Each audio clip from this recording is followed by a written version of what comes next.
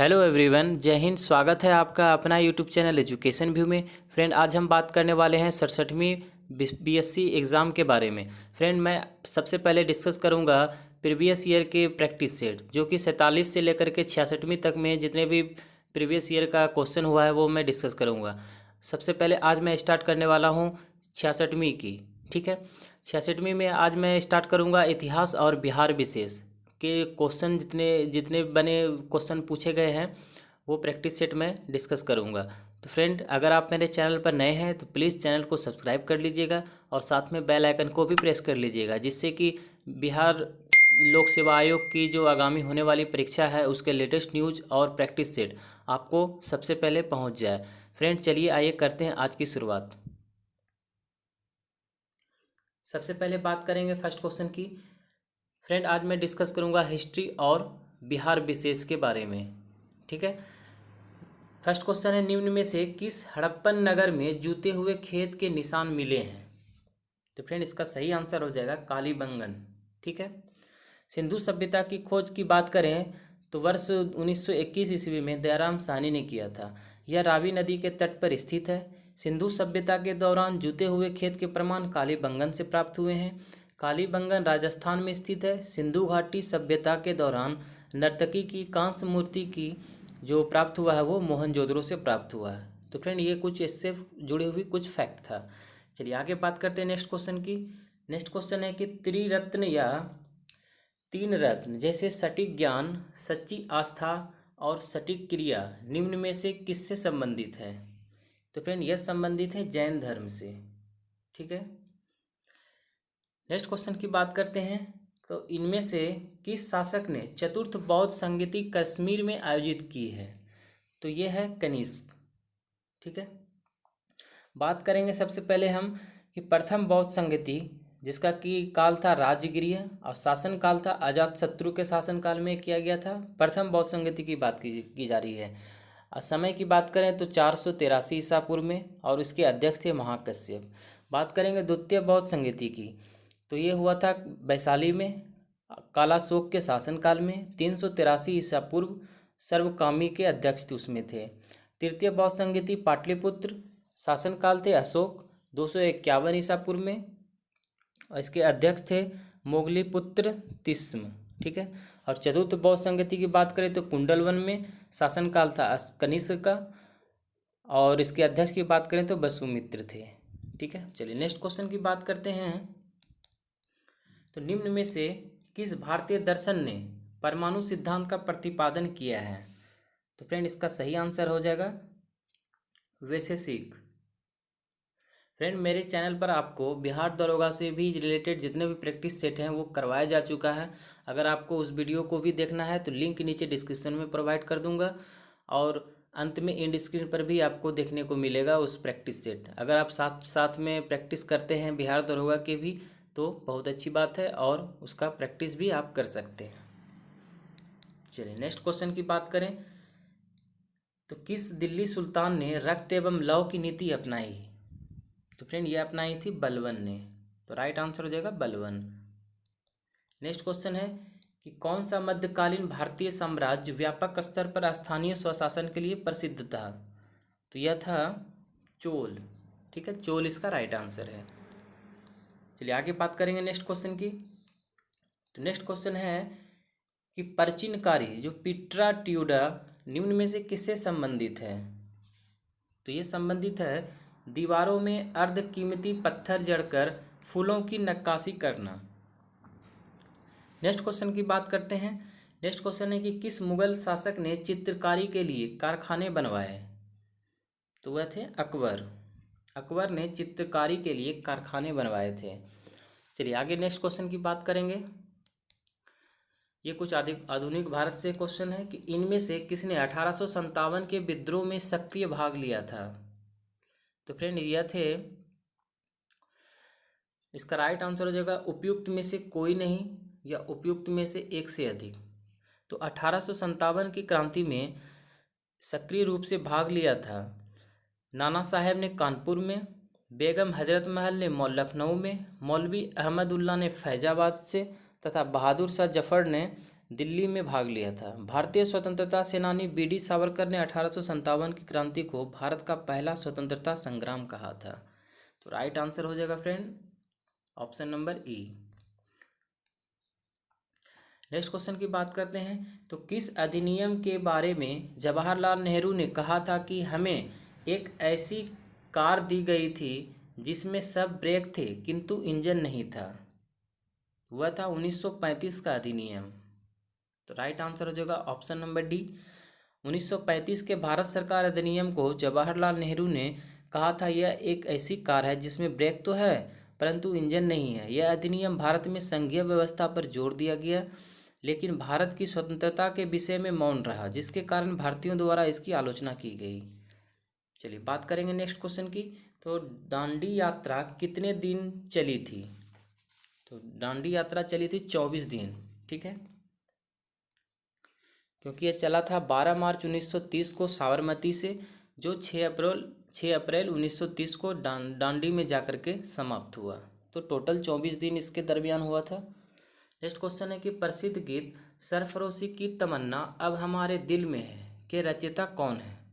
तो फ्रेंड इसके रचयिता हैं, सबसे पहले इसकी बात करेंगे, बिस्मिल अजीमादवादी बिहार के क्रांतिकारी थे जिन्होंने 1921 में सरफरोशी की तमन्ना गज़ल को लिखा था। हालांकि इस गज़ल को प्रसिद्ध राम प्रसाद बिस्मिल ने बनाया था। गज़ल की यह पंक्ति आज़ादी के संघर्ष के दौरान क्रांतिकारियों में नई ऊर्जा का संचार करती है।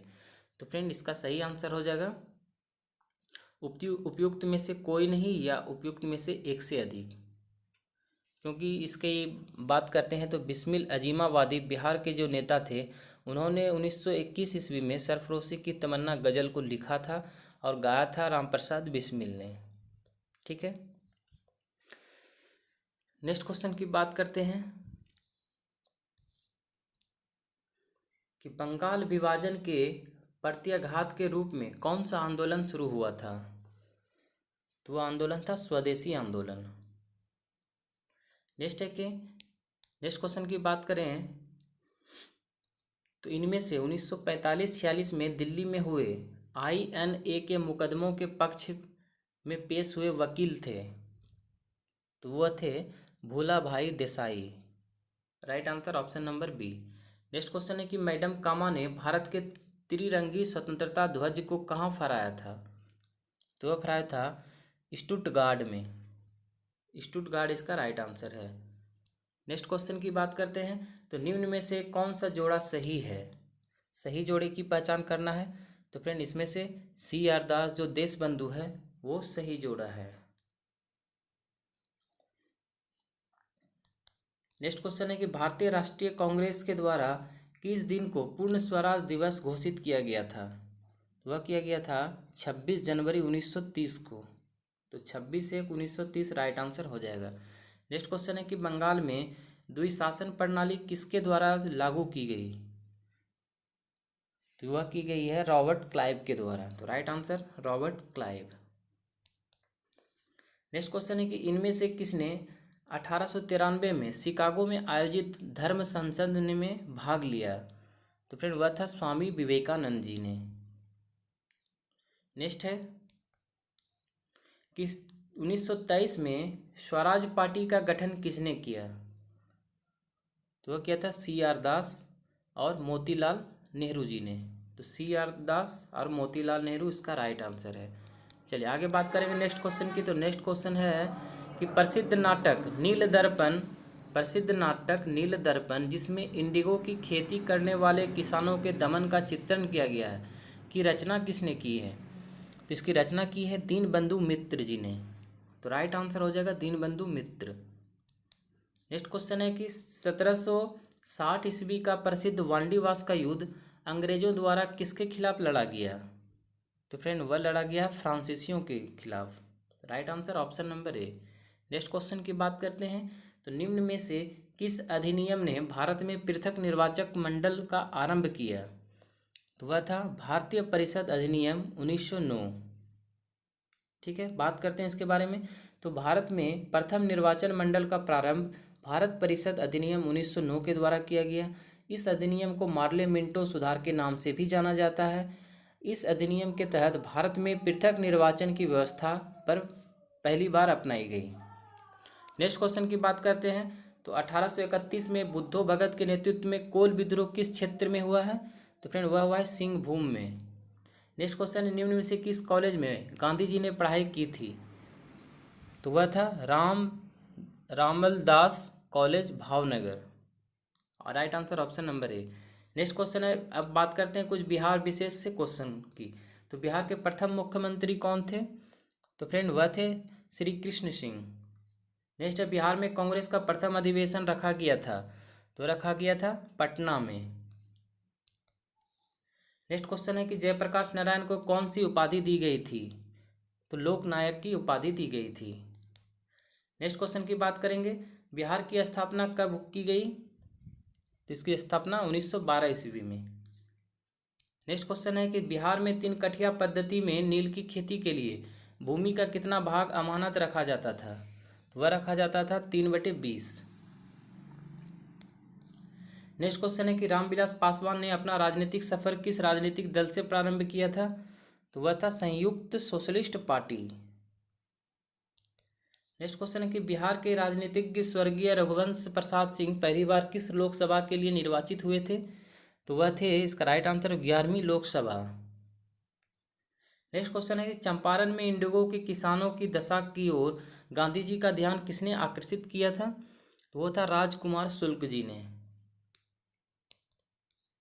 नेक्स्ट क्वेश्चन है कि प्राचीन महाजनपद मगध की प्रथम राजधानी कौन सी थी?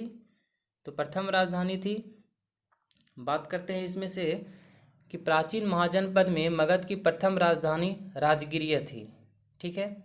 उदयन ने अपनी राजधानी को राजगिरे से स्थानांतरित कर पाटलिपुत्र किया।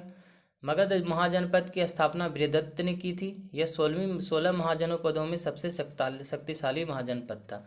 तो प्रथम राजधानी की बात की जा रही है तो वो राजगीर थी। तो फ्रेंड इसका राइट आंसर होगा ऑप्शन नंबर ई। ठीक है। नेक्स्ट क्वेश्चन की बात करते हैं।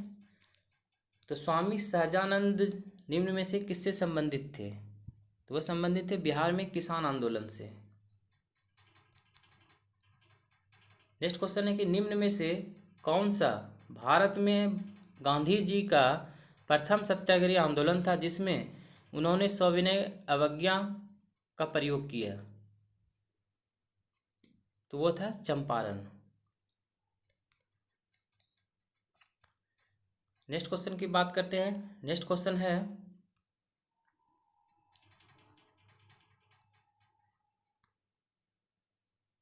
कि बिहार में 1857 के विद्रोह का नेतृत्व किसने किया? तो फ्रेंड इसका नेतृत्व किया था कुंवर सिंह ने। नेक्स्ट क्वेश्चन है कि जनजाति और जिले के निम्न जोड़ों में कौन सा जोड़ा सही नहीं है? ठीक है। तो इसमें से मुंडा जो जम्मू है वो सही सुमेलित नहीं है। ठीक है। बात करें मुंडा जनजाति का तो विस्तार उत्तरी बिहार के कुछ जिलों में है। बिहार के कटिहार जिले में इस जनजाति का आबादी 4 से 5% के आसपास है। ठीक है। चलिए बात करते हैं नेक्स्ट क्वेश्चन की। तो बिहार राज्य के कुल भौगोलिक क्षेत्र की तुलना में समस्त वन्य क्षेत्र का प्रतिशत है। समस्त वन्य क्षेत्र का प्रतिशत की बात की जा रही है तो वन रिपोर्ट 2019 के अनुसार बिहार में वनों का आवरण जो है वह 7,305 वर्ग किलोमीटर है, जो कुल भौगोलिक क्षेत्र का लगभग 7.76% है। ठीक है। तो इसमें से ऑप्शन तो ये नहीं है, तो राइट आंसर हो जाएगा ऑप्शन नंबर ई। ठीक है। 7.76 इसका राइट आंसर था। नेक्स्ट क्वेश्चन की बात करें तो निम्न में से किस जिले में बिहार का एकमात्र राष्ट्रीय उद्यान स्थित है? तो वह है पश्चिम चंपारण में। पश्चिम चंपारण में स्थित है बिहार का एकमात्र राष्ट्रीय उद्यान। ठीक है। जो कि वाल्मीकि राष्ट्रीय उद्यान टाइगर रिजर्व के लिए प्रसिद्ध है। नेक्स्ट क्वेश्चन है कि बिहार में प्रवाहित होने वाली निम्न नदियों में से उत्तर की ओर प्रवाहित होने वाली कौन सी नदी है? तो फ्रेंड इसमें से राइट आंसर हो जाएगा कि उत्तर से प्रवाहित होने वाली नदी इस ऑप्शन में से कोई नहीं है। तो राइट आंसर होगा उपयुक्त में से कोई नहीं। ठीक है। बात करें इस क्वेश्चन की तो सभी नदी उत्तर से दक्षिण की ओर प्रवाहित होती है। यह सभी नदी हिमालयन नदी है।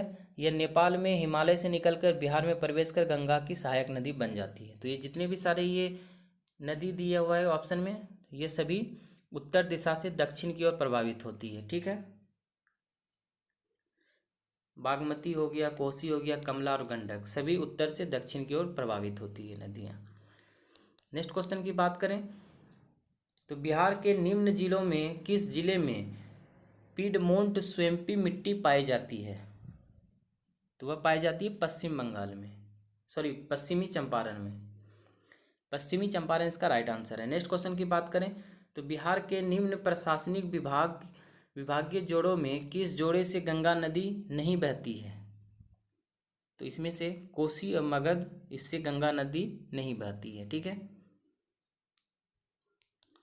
नेक्स्ट क्वेश्चन है कि वर्ष 1632 में बिहार के पटना शहर में कौन सी कंपनी ने अपनी फैक्ट्री स्थापित की? तो फ्रेंड वह था Dutch east India company. Next question है कि बिहार सरकार ने अगस्त 2018 में एक नई योजना सतत जीविकोपार्जन योजना की शुरुआत की। इस योजना का उद्देश्य क्या था? इसका उद्देश्य था फ्रेंड